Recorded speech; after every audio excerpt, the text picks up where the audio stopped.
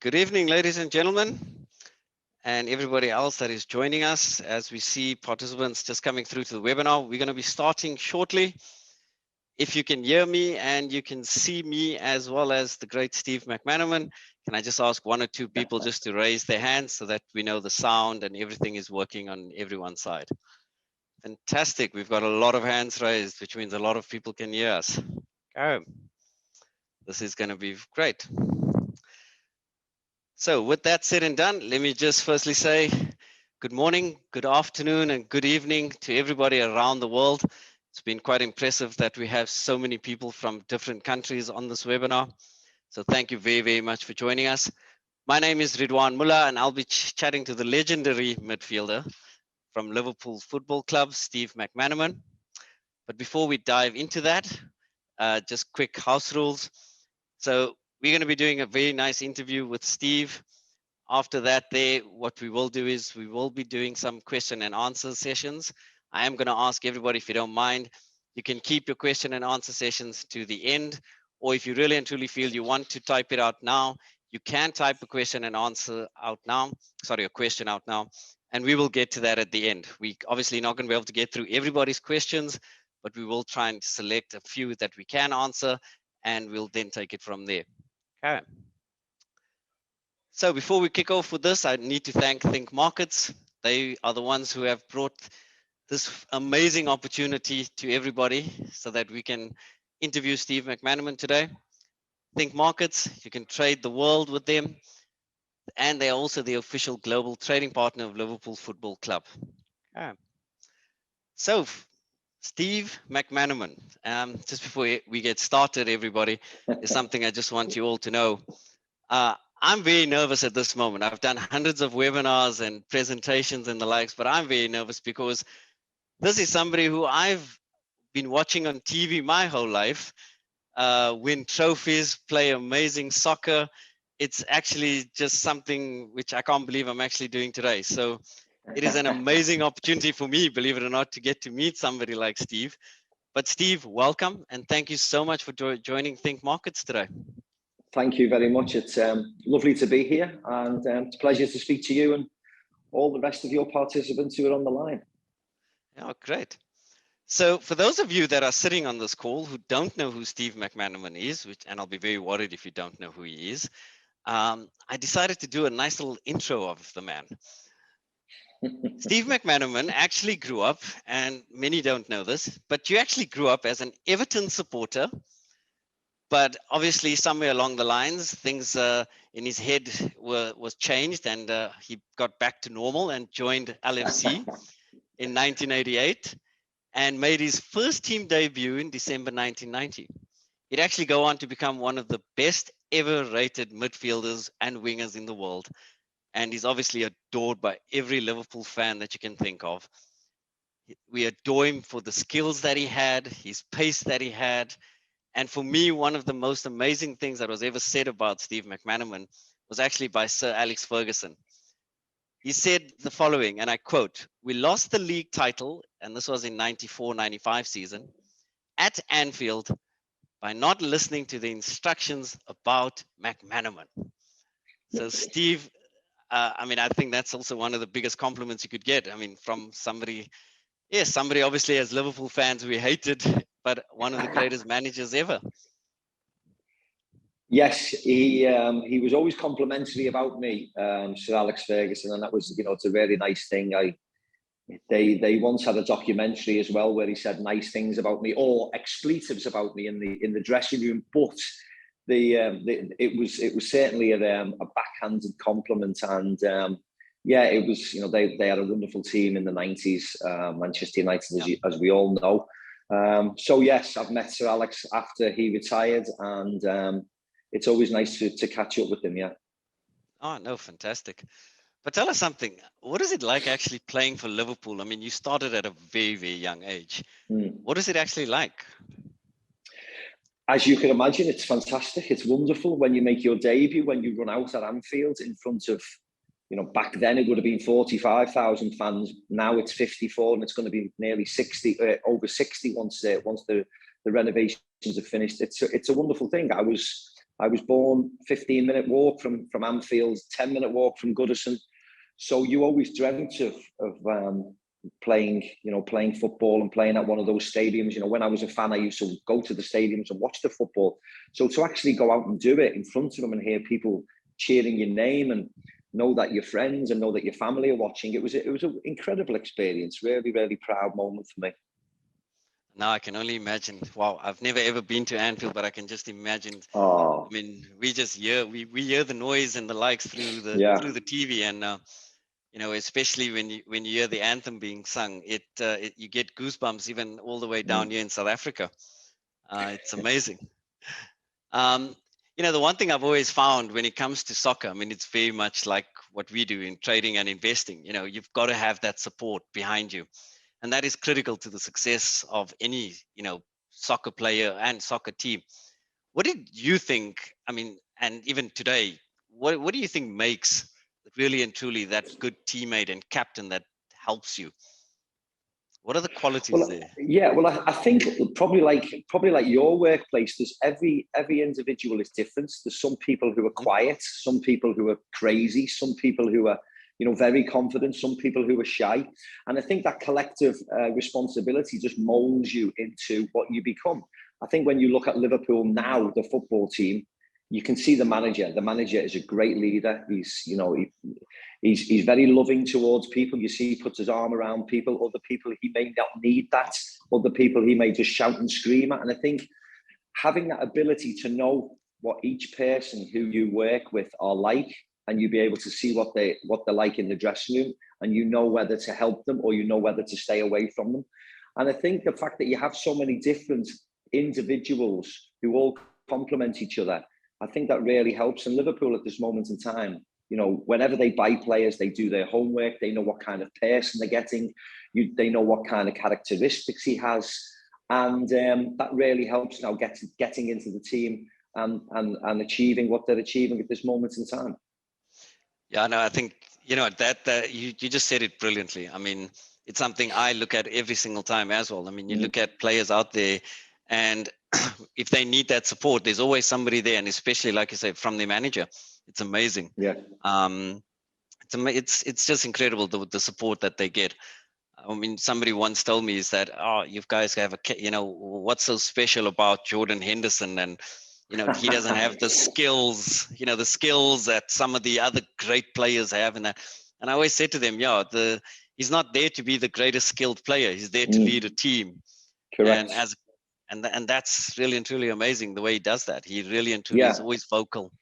Yeah. Yes, and also he's the one who's in the centre of the park. He's the one who's calm. When you have the likes of him and James Milner in that squad at this moment in time, just by looking at them, how they behave, that they are leaders. As you said, it doesn't have to be a leader who scores 20 goals, 30 goals, 50 goals. It's the people who makes the rest of the team glue together. And I think Jordan and James Milner, when you see the pair of them, and you see, I saw them recently when I went to the Wembley to watch Liverpool beat Chelsea. But when the Chelsea players were coming down the steps after they'd got their losers' medals, the first people they met was James Milner and Jordan Henderson. And, they moved away from the celebrations where the Liverpool team was celebrating to go over and very, very classy, very gentlemanly, shook all the Chelsea players' hands. And I thought that was a wonderful gesture. And, it shows that they are great leaders. The fact that they can extricate themselves away from, the celebrations, which of course you will happen, to go over and commiserate with them, with their friends, but they're also, the Chelsea players. I thought it was a really classy moment. Yeah, no, that you're absolutely right. That is something amazing. That is actually amazing. So now I'm going to ask you something a bit more difficult. Go on. During the 90s, as a person who lived through the 90s as well as a Liverpool supporter, it was tough. Always not winning that Premier League and even titles. It was really tough to come by. How did you guys get yourselves motivated for the games? Even knowing that you guys were going to have such a tough time going out there, you had the likes of, like you said, United and all of these other teams which were just so successful. How did you motivate yourselves? I mean, what was it that helped you to actually go out there and still play the toughest game out there and play the best game out there? To be honest, I didn't need any motivating. You know, I lived all my life in the city of Liverpool. My friends were Liverpool fans. My father, you know, his friends were Liverpool fans. So I didn't personally need any motivation at all to try and play well and achieve and wanting to win. I mean, I in my ripe old age now, we have a Legends game next Saturday, the 26th, against Barcelona at Anfield. So you've got the Liverpool veterans against the Barcelona veterans. I still don't need motivating now. I want to win against Barcelona Legends next week. And even though we're older and we're slower and we pick up more injuries, the motivation level, the will to win, the desire to score and play well in front of a packed out Anfield is still raging inside me. So motivating myself to play football and try and win a football match and try and please the 50,000 fans was never ever hard, and it's still there now. I want to win next week. You know, the Liverpool veterans, every time we've played, I don't think we've lost when I've played for them, and I certainly don't want to start that next week. So, you know, the motivational levels are still there. Well, all I can say is you better win, Steve. No pressure. Yes, that would be quite an interesting game. I mean, veterans playing each other there, and I can just imagine who. Just out of curiosity, does Steven Gerrard fall under the Liverpool veterans? Well, he does, but of course, I think he's otherwise quite busy at the moment. But you know, Stephen played a couple of. I mean, before the COVID pandemic, we had a veterans game that Stephen played and scored, so that was a really good moment. And wow. You know, I think Maxi Rodriguez is over from Argentina to play. Wow. And people like that. So it'll be really nice to catch up with a lot of players. But the only thing is, I'm now starting to become one of the older veterans, which is a terrible thing to say now. Well, it's like I said before we started this. You look younger right now. Don't worry, you're fine. So, just out of curiosity, then, I mean, you know, you've spoken about that. I mean, it answers so many questions to people. Is you get that motivation just from walking onto that field, but from I mean, and obviously that experience you've had throughout your career. But the Premier League is something else. I always say to people, it's very, very different. I mean, from a viewer point of view, even it's so competitive in that. What is your experience like in the Premier League? Well, the Premier League was always very tough. We know that. I think English football in general is a very tough league. It's very wholehearted. There's not much time to relax on the pitch. So it's very physical, and it's always been like that. I think if you look around the world, the Premier League now is probably the strongest. It's probably the best supported. It's probably the most professional. So your ability to go out every single day and try your best for your teammates, for the fans, for the people who spend money to watch you and want to be entertained, it's paramount. So you have to be incredibly professional. You have to look after yourself. And you have to try. You can't do it every single day. Like in any walk of life, you can't be at your best, at your peak every single day. But you have to do your best as much as possible because, you know, there's people following you all the time. So it's tough. It's tough. Don't get me wrong. It's a hard job. It's an incredibly enjoyable job. It's an incredibly rewarding job, but it's certainly difficult at times. You know, you hit the nail on the head there. I mean, it's exactly the way I think most traders and investors feel as well. Absolutely, yeah. It's tough, and I mean, you know, consistency is, like they say, is the toughest thing. What advice would you give if somebody was now looking at their career and they want to try and obviously make that career? I mean, personally, I've got a 9-year-old son who is the biggest fan of Liverpool under the sun. You know what? I've never seen a kid at 9 years old actually get angry, even cry if Liverpool were to lose. But he plays club soccer and everything else. What would you say to anybody coming up in their career right now? What advice would you give them? Well, it's incredibly easy for me to answer this because, like you, I've got a 10-year-old son who kicks a ball constantly, is always wearing a football kit, is always wanting to play football with me in the kitchen and irritate his mother. So it's easy for me. The main thing is to keep practicing. At that age, at 9, 10, before it gets too, before they start to become too serious, I always want them to play with a smile on his face. I always want them to play with a smile on his face, because at that age, it's an incredibly enjoyable sport, which you should be enjoying with your friends. I think football is a great game when you're in a team, because you have to rely on your teammates. They have to rely on you. So you can't be sulking, you can't be angry, you can't get sent off because it will harm your teammates. I think it shows a huge amount of respect for other people. Yeah, that camaraderie, I think, helps. Socially, I think it helps you. So when I tell my son all the time, just to listen to your coaches, keep working hard. Of course, I will help him as well if he needs it, but sometimes he doesn't want help off his dad because I'm his dad. So he'd rather speak to his coaches. So which is cool, and I just try and help him. But the most important thing I say to him is enjoy yourself. Do the right things on the football pitch. Listen to your coaches, but always enjoy yourself, because it's a wonderful sport. And if something materializes at 15, 16, 17, then I'll be there again to help them. But at this age, just go out and enjoy this wonderful game. That is actually so well said. I mean, really and truly. And I hope everybody out there heard that very, very clearly. The enjoyment is key to it. Have fun. Yes, definitely. I mean, we even now, if you're not professional, I know hundreds of people, fathers of children in the schools who all play five-a-side football on a Monday evening or Tuesday. And they do it because they love it. They're all older men playing football. And the only reason you do these type of things is because you love it. And that's exactly what it should be. So now I'm going to ask you a bit of a more difficult question. So in trading and investing, right, we've got something which we always tell people. You've got to have a strategy. But things change. Obviously, like now in our markets, there's suddenly, conflict all in the world and the likes. Absolutely. So you got to change your strategy. Can you tell me what is the most memorable game that you ever played in, where you came with a plan and suddenly this plan got thrown out the window? How did you react to that? What did you do? Listen, that happens all the time. That happens all the time in football. And like it happens in...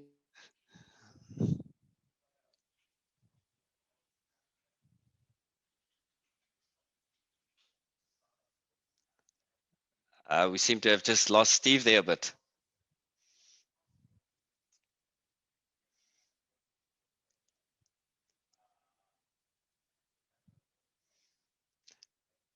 So everybody, Steve just had a bit of a glitch there, I think. Sorry, I got cut off there for some reason. Yeah, when you leave the dressing room, you always have a plan. Your manager says, we have to mark him. We have to, we have to do this at corners.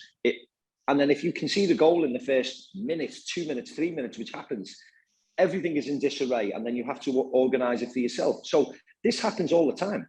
If you start the game and you're leading 1-0, 2-0, 3-0, you're nice and confident.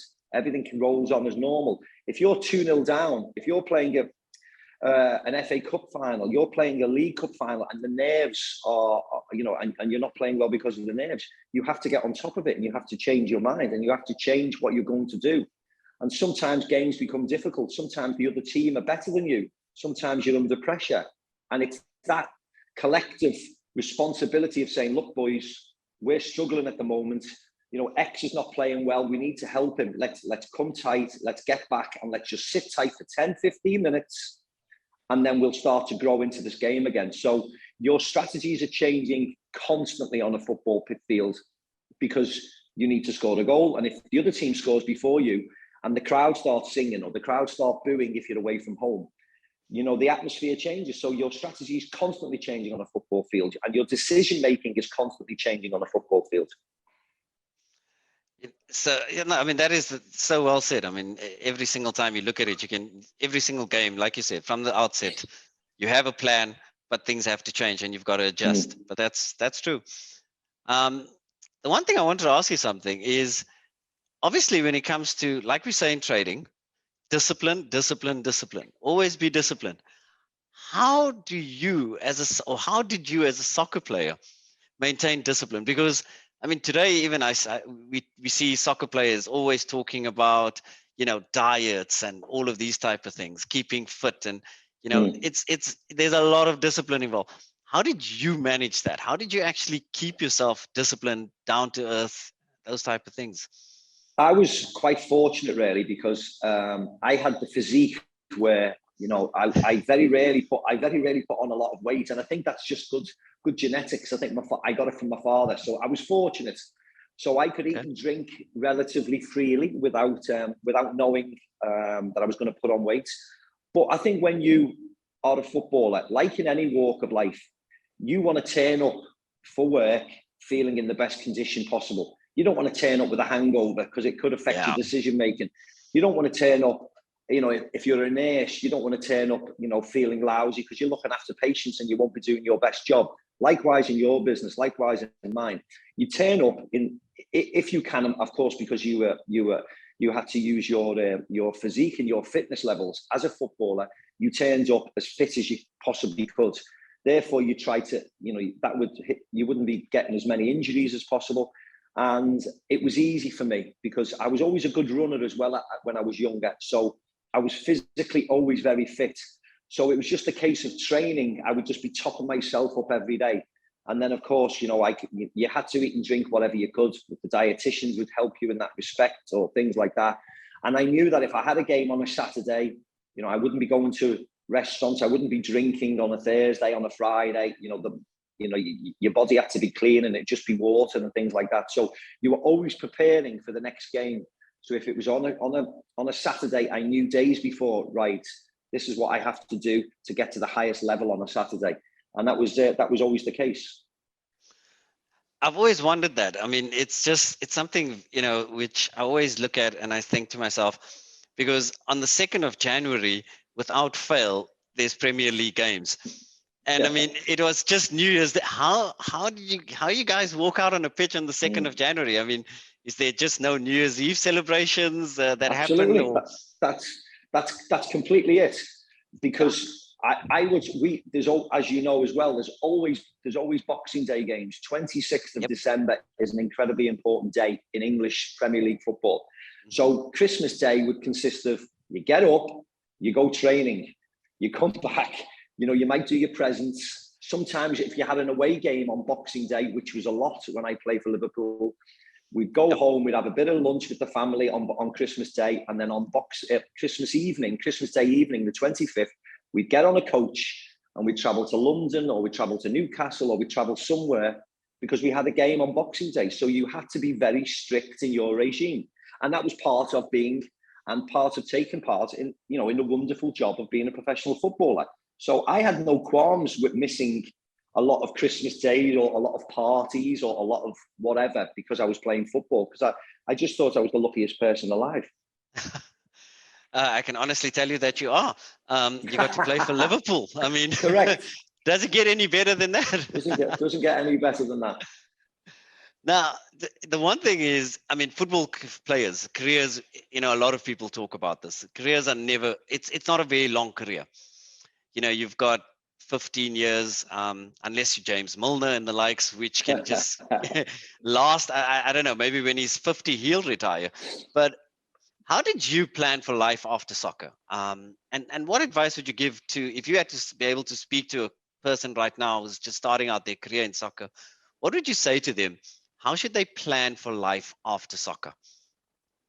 Well, I think this is the big question, isn't it? About and the big thought about sports people in general, because you have to retire at a certain age. It might be 33, it might be 35, as you rightly said. It might be James Milner who's 37, but it will happen sooner rather than later. So you have to plan financially what you're going to do. You have to plan professionally what you want to do when you leave football, because, you know, a lot of people retire every single year and not many people can stay in the job. So a lot of people who want to be coaches or managers are already taking their coaching licenses, their coaching badges while they're playing football in preparation for when they leave. So you have to have everything in place. Of course, financially, you have to be well. And if not, you have to start learning how to do other jobs. And whether that's journalism, whether that's wanting to be on the television, whether that's physiotherapy, that's what you have to learn, because there's only a certain number of footballers nowadays who can retire and be financially secure. So at times it can be very tricky for you know, for every one person who may get a good job on the television, you know, there's 100 people who can't get a job and then might have to go and, I don't know, you know, do something else. So it is difficult, and it's something to be thought of while you're still playing, and while the good times are still rolling. You know, you have to think forward for the future. Oh, that's actually very, very well said, I must say. You know, it's always the advice we try and give everybody out there is to say, you got to plan for that retirement. You can't expect to say, yeah, what I'm earning now, I'll just save here, put it here. You got to invest it. You got to look after it. Yeah, well said. Yeah. So tell me one thing, who is the best footballer that you've ever played with besides yourself? Well, as you know, I don't know whether many people, well, everybody knows, but I played for Real Madrid, and they were a very good football team as well. So I'm always torn, because when I joined Liverpool, I cleaned John Barnes's boots. I was an apprentice, and I thought he was so when I was 16, 17, I thought he was the most incredible footballer ever. And then, of course, I played for the first team. And my best friend in football is Robbie Fowler. So, you know, he's a very good friend of mine. And I thought he was amazing. And Ian Rush and Kenny Dalglish. And then, of course, I played with Steven Gerrard when he was starting off, who was an incredible footballer. But, you know, when I'm asked about this question, the footballer I mainly say is a footballer I played with Real Madrid for, and his name was Zinedine Zidane. And I thought he was the most incredible footballer, most graceful footballer. Of course, he scored goals in World Cup finals. And I thought he was the one. It's always a difficult choice, because I played with the likes of Ronaldo, who was the Brazilian Ronaldo, who was an incredible character and an incredible footballer. But I always go for Zinedine Zidane. And like you just said, he headed and scored a lot of goals with his head, foot, everything. Yes. Also knocked somebody with his head a bit as well. We won't talk about that. Yes, don't talk about that. Yeah. No, he was, I won't lie, he was really and truly a great and amazing soccer player. Yes, he was, yeah. Yeah. So what is the best football game you've ever played then? Well, I think anytime you're successful, that's because that is why we want to play football. I always remember my father taking me to Wembley for the first time to watch an FA Cup final in 1984. And I just thought it was the most magical place on the planet. And 6 years later, I went up there with Liverpool and won the FA Cup and lifted the FA Cup. So anytime you can do that, I think it's an incredibly special occasion. You know, 100,000 people chanting after your football team when you lift a trophy is what we're all here for, as a fan and as a player. So anytime you lift a trophy, I was lucky enough to win, you know, the FA Cup, the League Cup. I've won the Champions League a couple of times. So anytime that can happen, they're the moments that will, you know, stay with you for a very long time. You were just mentioning the FA Cup. The FA Cup, there was a cup actually called the McManaman Cup. And because of the goals that were scored there. Yes, if I had to ask you to choose one goal, what goal would that have been? What is the most memorable goal you've ever scored? And likewise, I was fortunate. I scored in a lot of finals, which was good. I scored in semi-finals, which was great. I scored some wonderful goals for Liverpool against Celtic, but it was in a game against Arsenal, against Newcastle. But at any time, you know, I scored 2 goals in that League Cup final, like you just mentioned, and we won 2-1. So they were incredibly important goals. I scored in the Champions League final, which we won. So anytime you scored in a final, anytime, because I've said it numerous occasions, you can score the most incredible goal, but if you lose the game, you instantly forget about that particular goal. So when you win, when you score a goal and lift a trophy, they're the ones you think about. They're the ones that mean more to you than anything. When you started with Liverpool, you played on the wing, and eventually you got moved into a more free role in that there. Which one did you prefer, if you don't mind me asking that one? I don't mind any, but I really enjoyed playing in the free role. That was the genius of Roy Evans. He made that position for me, and you know, I only benefited in that role because of my teammates, really, because I was allowed literally to go where I wanted to go, wherever I felt dangerous. But I could do that in the knowledge that, John Barnes would cover for me, or Jamie Redknapp would cover for me, or Michael Thomas would be there in case. So I really enjoyed that run. I really enjoyed that time at Liverpool because we played some lovely football, really entertaining football. And that's exactly what you should be doing if you play for Liverpool. You should be playing entertaining football and trying to score as many goals as possible to please the crowd. So at that time, that free roll was really nice. Yeah. In soccer, they talk about resilience. In trading, we also talk about that as well. You got to be there for the long term. It's not a short, quick game. But the problem is you always take hits. Trading, soccer, you're gonna, hurt yourself. You're gonna do something, especially in soccer. Youngsters, I mean, we saw recently certain youngsters getting hurt, and the likes. But how did you, during your career, I mean, you had some bumps on the road, obviously. How did you cope? How did you get over them? I mean, because that mind, a lot of people say injuries, it's the biggest problem is the mind. Yeah. And how did you overcome those things? You need a good support network. I had my wife, of course. I had my mother and father, who were, possibly my biggest fans. You had to talk to people at times just to get a different perspective, unburden yourself. But you're right. If you ever got a bad injury and you knew that, right, I'm going to be missing, I'm not going to be able to run around for the next 8 weeks, it's hard. Of course, there's times when you don't play very well, or you lose a game and you get criticised, or you might pick up a newspaper and it says some negative things about you, which you feel is very difficult because lots of people are reading the same newspapers and reading the same criticisms of you. So you have to be mentally strong. It's very difficult, but in sport and in high-powered professions like yourselves, when I don't know, I presume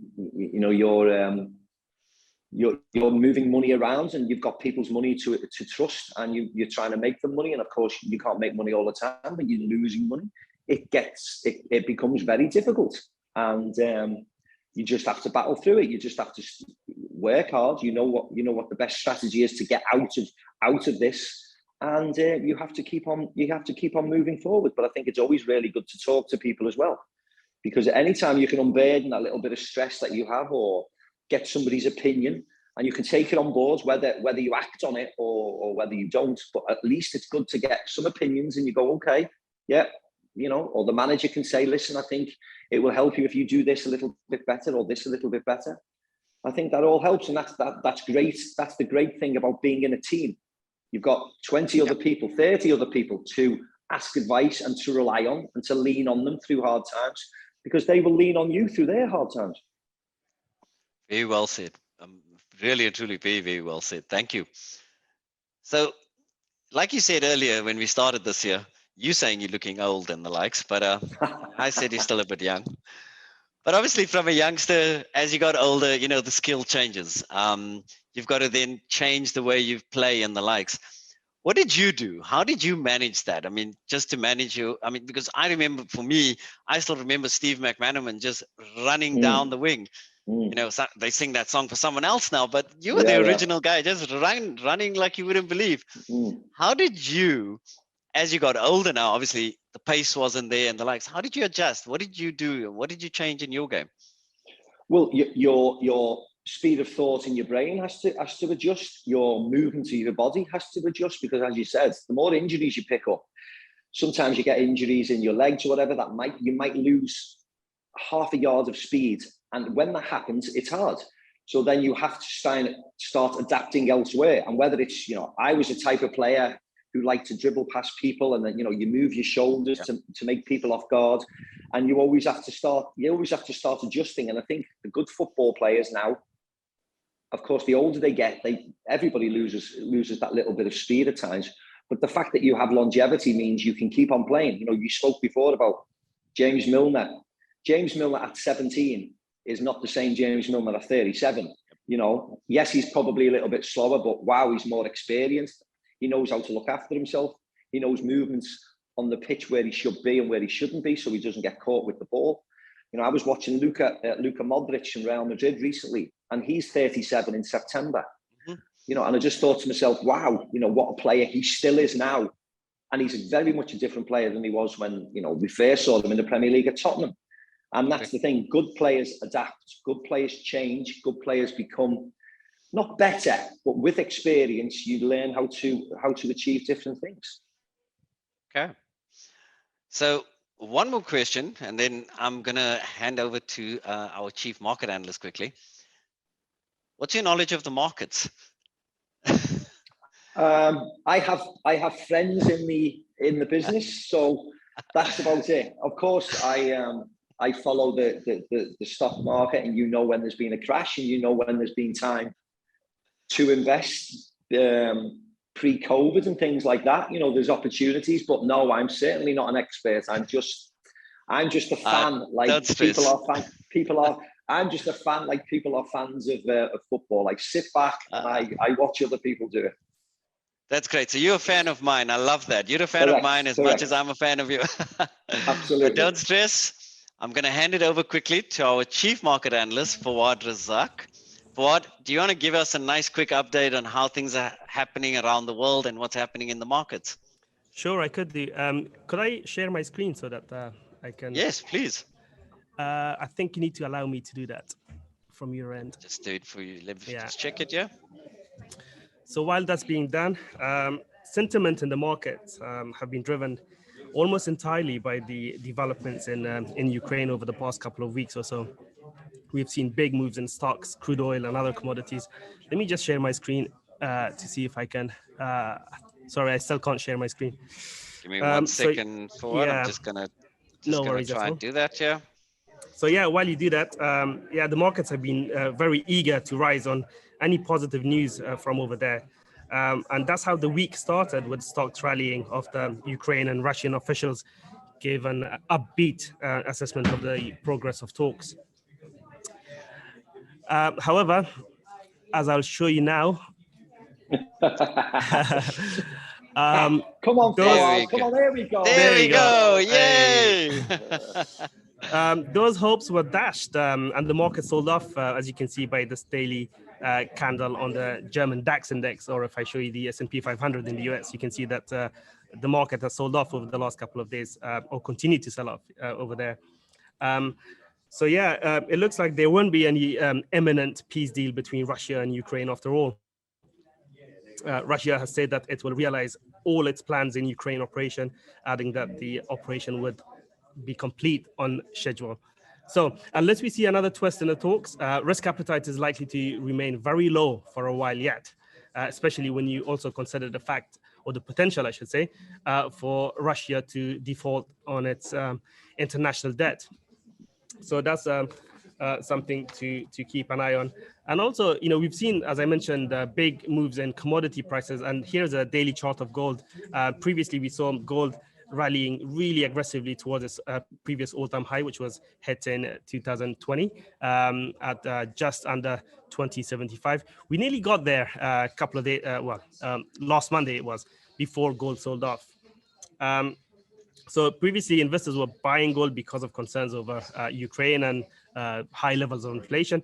But the sell-off since Monday has been driven because of a big sell-off in government bonds in recent days, causing yields on those bonds to rise. So the resulting rise in bond yields is unnerving investors as the Federal Reserve prepares to hike interest rates there by 25 basis points on Wednesday. So when bond yields rise, this is normally bad news for assets that pay little or no interest or dividend. So you can understand why the NASDAQ as well, if I share the NASDAQ chart with you, you can understand why the NASDAQ has sold off for the same reason, because a lot of the companies in the NASDAQ, you know, technology heavyweights, they don't pay that high dividends, and the NASDAQ has underperformed. And yesterday it closed in the bear territory after falling 20% from its record highs. So yeah, going back to gold, the big event, as I mentioned, is the rate increase from the Federal Reserve on Wednesday.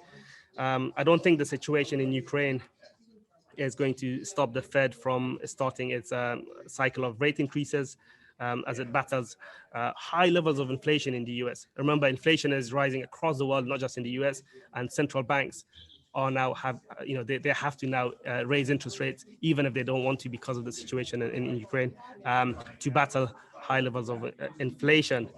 And expectations about rising interest rates in the US has put significant upward pressure on the dollar, and not least you can see this on the chart of the dollar against the Chinese yuan. The yuan has sold off really sharply in the last few days, causing the dollar yuan exchange rate to rally aggressively. And this has in part been because China has closed down its technology hub and home to 17.5 million people in Shenzhen after a spike in COVID cases there. So the lockdowns threaten technology and car manufacturing output in the nation, but its impact could be global. Indeed, Apple supplier Foxconn has already halted operation in Shenzhen, meaning that the iPhone maker will face further supply issues in the coming months. So this could hurt Apple's profits and sales. Anyway, the Chinese yuan is one of those currency pairs that needs to be watched very closely in the coming days, as it could be the next big domino to fall. And the motion has already started, as you can see. So back to you, Ridwan. That's the latest in the markets. Well, thanks so very much. If you can just change that, if you just click on the right-hand side of the meeting, you can just make me host again, so I can have control there a bit. I'll try to do that. Thanks. Okay, so with that said and done, Steve, we're going to go take some questions here from some of the people watching the webinar. Let's see what we've got here. Okay, so I'm going to actually say your name for the questions that we can pick up. I've got a person here, Kirsty Ann Allman. Says, hi, Steve. First of all, it's an honor to be on this call. I'm with you totally 100%. It is a great honor to be having this call, especially with Steve. I was wondering, what is your greatest Liverpool memory? This could, and wait, before you answer that, this is the nice important part. This could be on the pitch, off the pitch, maybe even seen your club win the Premier League after 30 years. What is your greatest memory? Well, hello, Kirsty. Funny enough, when Liverpool lifted the trophy, the Premier League trophy after 30 years, I was one of the lucky few in the stadium. So that was a big moment because, of course, when they lifted it in the Kop, the stadium was empty because of the pandemic. So that was a really proud moment. I watched them win the Champions League recently as well, which was great. I was at Wembley the other day, so I've been incredibly fortunate of recent years to be at most of the games. I mean, there's three examples of me talking about them lifting trophies. So it has to be when I lifted, I think, as you said before, when I lifted the trophy in '95 and I scored goals, in the final, that was an amazing moment. But I think playing when I was 20 and winning the FA Cup, and 6 years prior, I was there as a fan. I think that was an incredibly proud moment for me. Whenever you walk those steps at Wembley and lift a trophy, I'll never forget it. And sometimes I see a picture of myself from that moment, and I look like a young boy, and I was only very young and very, very thin at the time. So looking at pictures like that will live with me forever. Okay. So Bernie then obviously asked, I mean, I know we've gone through it a bit. He wanted to know your favorite goal, but he says, the 4 goals I really enjoyed were your individual efforts against Villa, Celtic, and your 2 volleys at Highbury and James Park. Oh, yeah. Agree or disagree? I mentioned it before. They were really, really good goals. Yeah, the goal against Aston Villa, where I ran past Gareth Southgate, that was a different goal to my goal against Celtic. And the 2 volleys, the Arsenal volley was a really good goal, and the St James's volley was a really good goal as well, because we eventually won those games, which was the important thing. So I mean, I was fortunate. I didn't score as many goals as Ian Rush or Robbie Fowler or Michael Owen, but the goals I scored were fairly decent goals, to be very honest. And I mean, I scored one when I was very young against, I think, Bristol City, which was a really good goal one day, Bristol Rovers, one day, and that was a good goal. And I scored against Crystal Palace, where I ran the length of the field and scored. Yeah, so lots of really, really good memories, to be honest. But the 4 he chosen, the four he chose there, he's spot on. They were really good goals. He's got a better memory than me. Yeah, you'd be shocked as to fans remember the weirdest things. I know. So this is from Aisha. Hi, Steve. If you were not a footballer, what would you have been? I think I would have been on the stock market, I think. I probably like yourself. No, I don't know. The answer is I don't know. I don't know whether I would have been a brain surgeon, whether I would have been a rocket scientist or a hedge fund manager. Who knows? Who knows? I only wanted to be a footballer. I think when you're young, you want to be a footballer or you want to be a rock star. And I wanted to be a footballer. And thankfully, I achieved that. Well, that's the honest answer. I won't lie to you, because everybody else goes normally with the thing of, oh no, I would have liked to have been this, a doctor, lawyer. I think you gave the right answer there. And if I were to ask my son that question, I think in 20 years' time, if he makes it, he would say the same thing. Just don't know what else they want to do. Ibrahim asked this question. Ibrahim says, hey, Steve, how is life in football different from being at Liverpool to your move to Real Madrid? And would you encourage more British players to move abroad? Well, the second part I would ignore, because we saw what happened to anybody who leaves Liverpool and what happens to their career. But out of your career, just from your side, which one did you enjoy? How was life different? I mean, life was very different. As you can imagine, Liverpool is a small city in comparison with Madrid. So that is, incredibly different straight away. I left my family, to be honest, which was very hard. My mother passed away. She'd been ill for a while when I played for Liverpool, and she passed away 36 hours after I played my last game for Liverpool. So that was very difficult, leaving the family and going to Madrid. I didn't know the language because I was taking lessons, but in the end, I couldn't have anybody at the house because my mum was ill in the house. So I didn't know my Spanish very, very well when I got there. So at times it was lonely. But Madrid, the city, was a beautiful city, and I adored my time in Madrid. And the football team and the football players were really good friends. But you have to work hard. When you go to a new country and you have to learn a new language and you have to learn a new lifestyle. At times it can be very difficult, and it can be lonely and it can be hard. But I knew that before I made that decision. And you have to work through it, and you have to work hard, and you have to learn the language as soon as possible. And you have to go and sit with your friends, even though you can't understand them, and sometimes just smile and say hello and things like that. And, the conversational Spanish that I learned initially before going on to learn the language. So very, very different lifestyles in particular, but hugely, hugely beneficial and hugely enjoyable. How's your Spanish now, by the way? Muy bien. Estoy aquí en España en este momento. No, I'm here in Spain at the moment. I'm here in Spain at the moment, to be honest. I'm in Spain now, yeah. Okay, so I have to ask just two more. Is there a current player that you would love to have played with? Or so current player that you would want to play with? Who would that be? To be honest, I think if there's lots of current players and they're all playing in Liverpool red, because I think now to play in the team with the individuals they have, from the goalkeeper through to Virgil, through to Trent, through to the skipper and the boys up front, I think it's an incredibly exciting time to be a Liverpool fan. The manager's brilliant. The business model and the people buying and selling players has been excellent of late. Long may that continue. And I just think it's an incredibly exciting time. And they look as if they're going to be, I'm not going to say they're going to win every single trophy, but they look as if they're going to be competitive, and they look as if they're going to be dominant for a long time because of the plans they've put in place. And I think to play in this Liverpool team at the moment would be a wonderful thing, because they're winning games and they're scoring goals. And the thing, a lot of people ask me, and they say to me, what is it about Liverpool that you love? I mean, and yes, I've been a fan from the 80s and everything else. But I say to them, the one thing that no matter what, if you're watching Liverpool play football today, you're going to enjoy the game. Correct. You're going to enjoy watching them.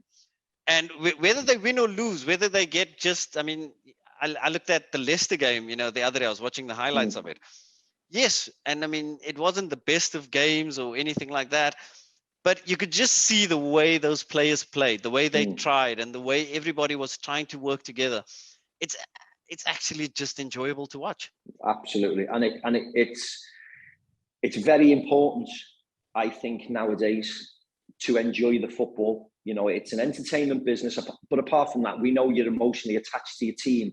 But it's always nicer for your team to play enjoyable, entertaining football. You want to leave the game, win or lose, with a smile on your face. Yes, you'll be upset if you lose, but if you know that they've lost the game by playing the right way, by making chances, and just by being unfortunate at times, then you can accept it more. Correct. Well said. I'm going to ask you one last question here. Okay, it mate. comes from Adam. Fantastic to hear from you, Steve. My son and I are very excited to see you at the Legends game in a couple of weeks. Adam, make sure you make a big sign for Steve over there. Support him there nicely. How will it feel to walk out in front of a packed Anfield? I mean, and now, like you said, when you were playing 40,000, now 55, going to 60,000, yes. How would that feel? How's it going to feel? It's still an amazing thing, even though I've done it on hundreds and hundreds of occasions, but it's still an amazing thing. I think the older you get, and fully enough, the fact that the pandemic happened and, a lot of these games were cancelled. We haven't been on Anfield now for a number of years. So to actually walk back out there in front of 50,000 people is a very humbling experience. I'm really looking forward to it. The most important thing is that I don't get out of breath. The most important thing is that I don't get injured or pull any of my muscles and look silly like you do when you're a bit older. So you will see me stretching a lot before the game, just in case.